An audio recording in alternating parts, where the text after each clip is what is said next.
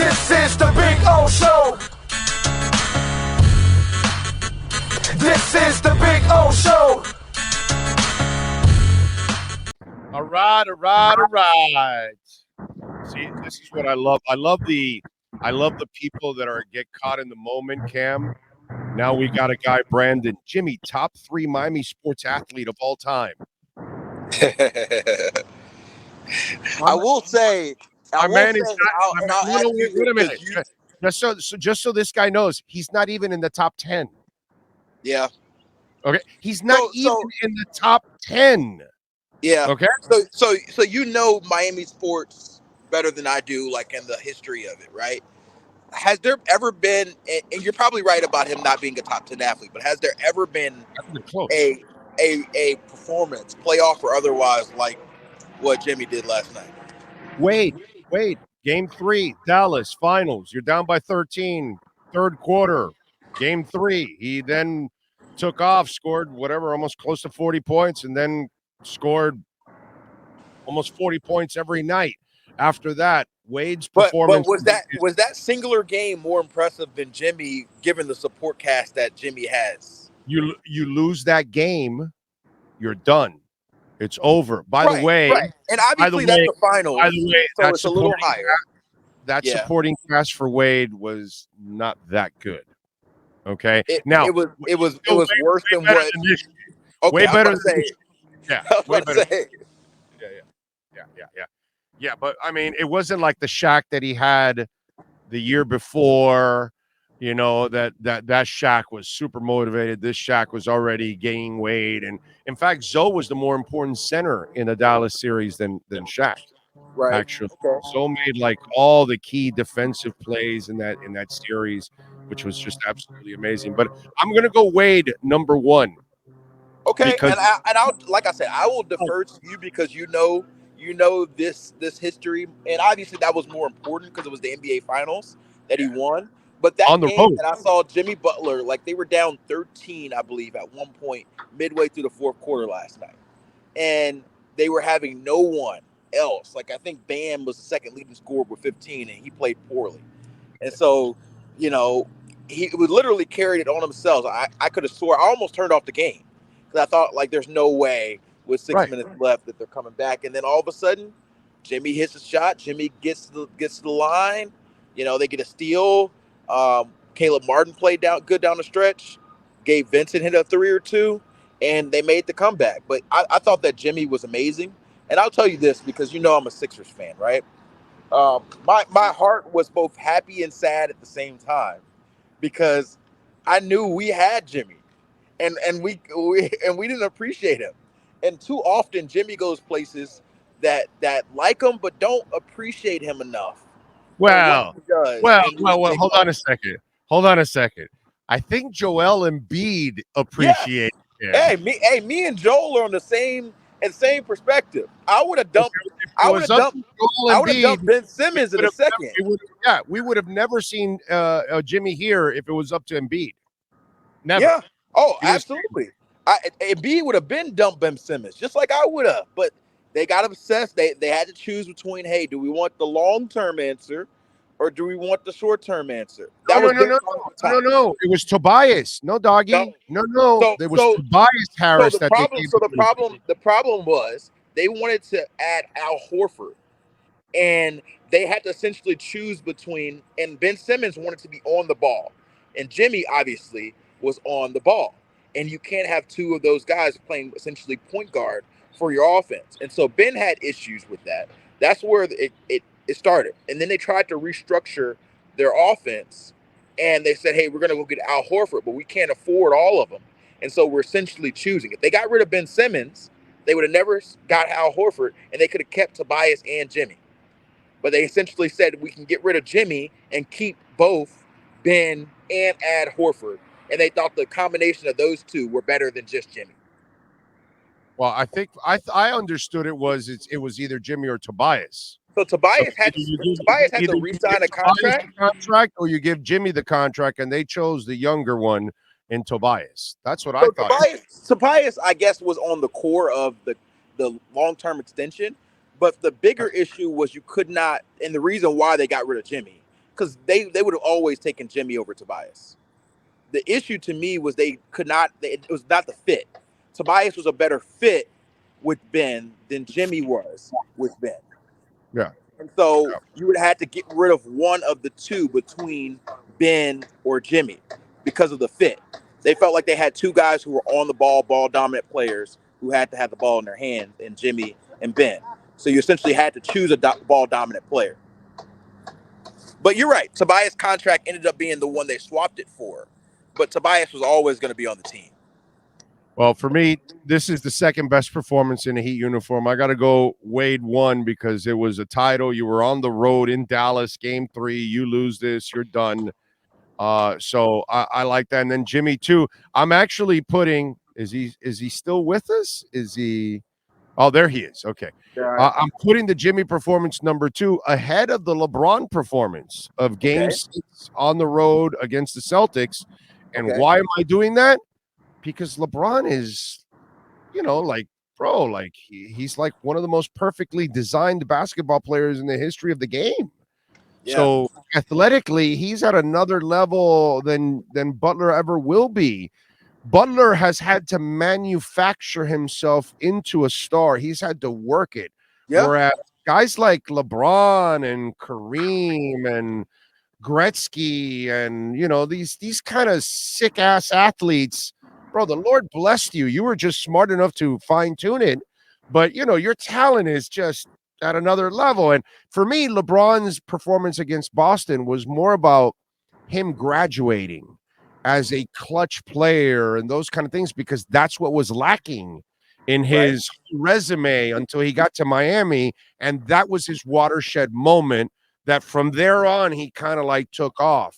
You know what I mean? Whereas Jimmy's always been a hard-nosed, tough-ass, clutch player. And then last night was just another chapter to his clutchness. You know what I'm saying? And last night, again, LeBron, again, also had 3 Hall of Famers on the court with him. Ray Allen, Bosh, and LeBron. I mean, and Wade. Whereas maybe Lowry makes it to the Hall of Fame. But at this moment, he's Hall of Shame. He ain't Hall of Fame. He ain't helping anything out. So he's nobody around him, bro. Nobody around him. So I gotta go. I gotta go Butler over LeBron against the Celtics. Gotcha. Like I said, I'll defer to you because I have not followed the Heat as long as you have. I just know watching that Jimmy Butler performance, I haven't seen anything like that in a long time. Not only from the Heat, but from any team. Yeah. That was just absolutely sick. Griffin Gaming says a little late to the whole upset conversation, but 71 Dolphins versus the Chiefs could be up there. Yeah, but those teams were like they barely lost games, bro. Those teams were dominant, those 70s Dolphins. I don't know about that, man. I don't know if I would go in that direction. Those are pretty good teams back in those days. All right. Your thoughts on the trade that finally happened yesterday? But matter of time, right? We were waiting for months, man. I remember being on Good Morning Football a couple of weeks ago, and the hosts were complaining because there was like the 7th week in a row that we were starting the show with some combination of Aaron Rodgers or Lamar Jackson, because those are the 2 deals, or the 2 non-deals at that point, that we've essentially been waiting. Like, we figure something's going to happen with Aaron Rodgers and the Jets, but we don't know when. And so draft week always seemed like the deadline of when it would happen, and deadlines always spur action. I do wonder if the Jets overpaid a little bit, but at the end of the day, if they win with Aaron Rodgers, nobody cares what you pay. If you fail with them, you're going to get blamed for making the move regardless of what you paid. And so I do think, I thought they would have given up a little less, but overall, glad the deal's finally done so we can stop talking about it. And it makes that AFC East the best division in football. And it makes a lot of prime time games, I expect. You got the Jets Miami, you got Jets Bills, you got Bills Miami. Anything not involving the Patriots, it's probably a prime time game. So it's going to be a fun year for sure. By the way, those 3 teams, I think Robert Kraft sits around and this starts to put even more pressure on Bill Belichick, because and Mac Jones. I'm of the ilk and Mac Jones. that he's got 2 seasons left, Yeah. Belichick.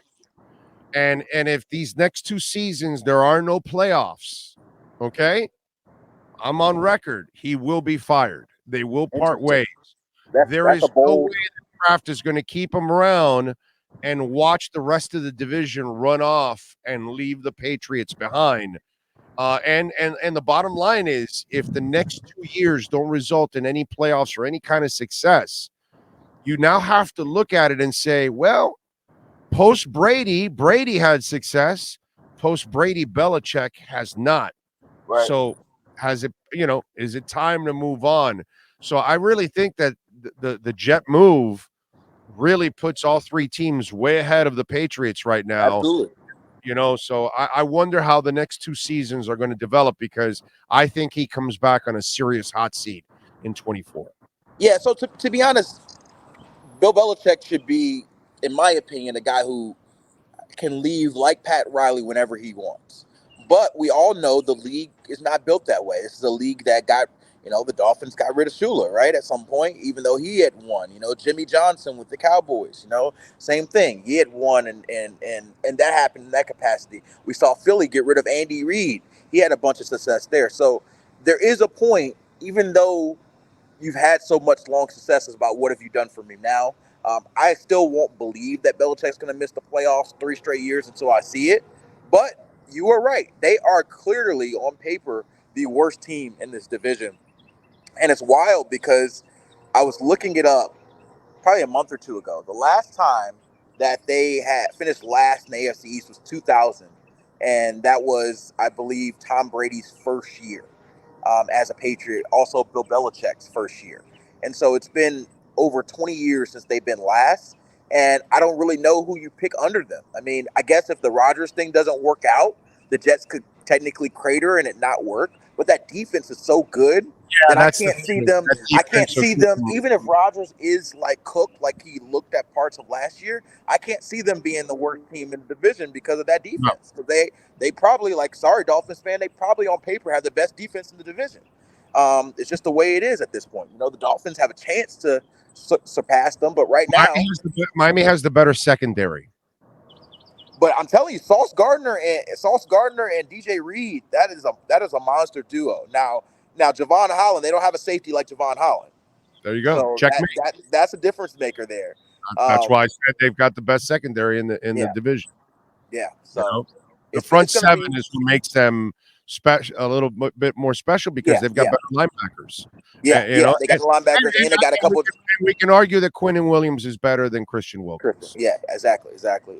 Yeah, we got to call it like we see it. Unfortunately. Yeah, they're both really good players, but Quinnen Williams probably gives you a little bit more in the pass rush perspective for sure. Right, you got to give him the edge, bro. We got to call shit like we see it, bro. It's got to be called the right way. All right, so let's call shit the right way. And I think we talked about this on Thursday or Friday. Thursday, you're on Thursdays. The Tua double standard bullshit that I've pointed out many times now, and again it happened this week. And why? Okay, so when he gets the concussions, not everybody, but we got all these overreacting people. Oh, he's got to retire. Oh, he's a husband now. He's married. He's got a child. No, he's got to retire. That's irresponsible of him if he's not thinking and talking about So then we fast forward a couple months later, and so he's asked by Daniel Oyefusi from the Miami Herald, hey, did you guys talk about it? Oh, yeah, we talked about it with the family, yada, yada, yada. So now he's criticized for having the conversation of retirement. So he's either criticized for not talking about retirement or not wanting to retire, or he's criticized for talking about retirement, okay? This is a load of bullshit. Yeah. Okay? It's just a load of shit. And then here's what we pull in the media again, okay? Because this isn't about Tua. I'm just using the Tua thing as an example for you, okay? But here we go again. Media spin, okay? So all of a sudden now, Jalen Hurts has a press conference. Yeah. And they ask him about, hey, why didn't you get a fully guaranteed contract?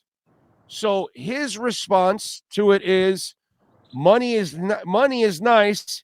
Guarantees, championships are better, right? So now everybody's spinning it that Lamar Jackson gets roasted after Jalen Hurts' latest comments. That had nothing to do with Lamar. It's a weird. Lamar. Yeah, it had nothing to do with Lamar. I think everybody wants to make it a narrative, an indictment on everything else. When honestly, these dudes are focused on themselves. Hurts is worried about himself and the Eagles. He's not worried about taking a shot at Lamar Jackson when he's like. It's just outlandish to think that. And by the way, out of all people, Jalen Hurts. Right. Like one of the nicest human beings you've seen so far. It's like running into Waddle. Like you look at Waddle, you could tell he just had like really good upbringing, because you could tell he's just a really good kid overall. Yeah. Jalen Hurts. So now, and you know how it is, that people are uninformed. They don't really read the articles. They don't really pay attention. So now they're also going to say half-ass, oh yeah, Jalen Hurts taking a shot at Lamar. No, he's not. He didn't take a shot at anybody, bro. Right. Yeah. It's crazy. It's crazy. The narrative game. It happens all the time. Even I get it a bunch because I cover the whole league. And so I may tweet something about another player, and a lot of Dolphins fans follow me, and they're like, what about Tua? And they're like, not everything is involving Tua. Not everything's involving Lamar. Not everything is involved. Sometimes it's just they don't realize that you're an NFL reporter. Right. Yeah, you cover the Dolphins also, but you are an NFL reporter. Right. 32 teams. Yep. Like this week, for example, I'm in Carolina and Charlotte covering the Panthers. I may not talk about the Dolphins at all this week, and that's okay. The Dolphins do not have a first-round pick this year. There's not a lot of buzz. If they made a wild trade, then maybe. But otherwise, they're probably one of the lower teams on the interest scale in regards to the draft because they just don't have a lot of capital. They made their moves this offseason. They went and got Jalen Ramsey. They went and made a trade for Bradley Chubb. Those are their draft picks. And so those are what we're going to talk about. They're going to add some players, but it's not going to move the needle. That's fine. Everything does not always depend on the people you're talking about. And so, and by the way, I don't want to point out just that one outlet. I don't know if you guys caught the outlet that printed that story. Every outlet is twisting it that way. Yeah. All over the place. And that's not right, dude. That's not right to do it that way. Just like what I think the way they're doing with Tua, like all of a sudden now, Randy Mueller comes out, oh, well, I don't know how you can talk contract extension if he's contemplating retirement. And it really, if you think about it, do you really believe in your heart at all, Cam, that Tua at any point really contemplated retirement for even a millisecond? Of course. And I got to go in a sec to grab my breakfast. I ordered inside. But my thought on Tua in the retirement, and I wish he was a little bit more clearer because he was open. He was open, but in the same perspective, you do wonder how much of it is him initiating it versus the people around him initiating it. Because there is a different perspective. Like if my mom, for example, I'll give you guys a short story. My mom is definitely afraid of water. She had an incident. She's a social worker. She had an incident when one of her clients drowned while she was, while we were growing up. And so she always gets afraid anytime I go on a boat or anywhere on the ocean. And so she will always tell me, like, hey, don't go on that boat. Don't go in the water. You're not going to go in the ocean, right? And I will have a conversation with her about it. And I will eventually still go into the ocean, right? So she's talking to me about this. That doesn't mean that I truly considered not going on the boat or coming into the ocean. That just means that I respect my mother, and I'm going to talk to her and tell her I'm going to be safe, and I'm not going to be, drunk and jumping off the boat and these sort of things. I'm going to be good to ease her mind. But I never, for 1 second, thought that I would never truly go there. And so I don't know Tua's fully perspective, but to me, that if that is the case, that's different than, hey, I personally am truly considering it. So that's the one thing that I would love clarity on. And dude, 3 examples. Yeah. 3 examples is all you need. All you need to do is look at his effing history. Yeah. Okay, I busted 2 of my ankles up. Let's wrap them up with titanium cables so it'll never happen again. Right. Okay, well, let's go. Who the hell does that shit? Okay, you busted up your hip. Oh no, his career is over. No. I'll rehab. I'll be ready to work out for you in the combine. And then I'll be ready for Kevin Brockers to slam me from the Rams in week 3. Brockers. Yep. Brockers, sorry. Yep. He can slam me in week 3. I'll be ready for that. Who the hell does that? And then you watch him in the Buffalo game where he's wobbly, and then he comes back to win the game in the second half. Who the hell does that shit? Right. This is not a guy that's wired to quit anything, dude. Anything. Yeah. If you haven't learned that from him, the problem is you see him that he's, 6'1" or something, and because he's not 6'5" and built like Cam Newton, you don't look at him as invincible. But that mother effer thinks he's invincible, and that's how he plays. Whether you like it or not, this guy is as tough as they come, and he doesn't quit, and he's not afraid of anything. And I don't know why people have not learned that about him. I don't know why. Yeah. Anyway, with you. All right, what are you doing this week in the NFL Network? I am on every day from Charlotte, North Carolina, doing the NFL draft, and they have the number 1 pick, and so it will start here. And so I was on TV all day yesterday. I'll be on TV all day today and through Friday, and then I come home on Saturday. And so with the number 1 pick in the NFL draft, the Carolina Panthers select Alabama's Bryce Young. There you go.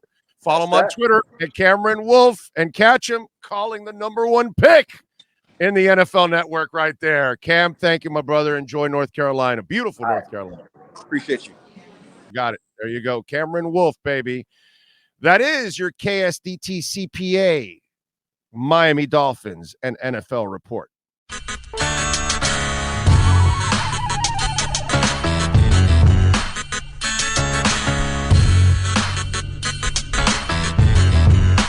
This is the Big O Show. This is the Big O Show.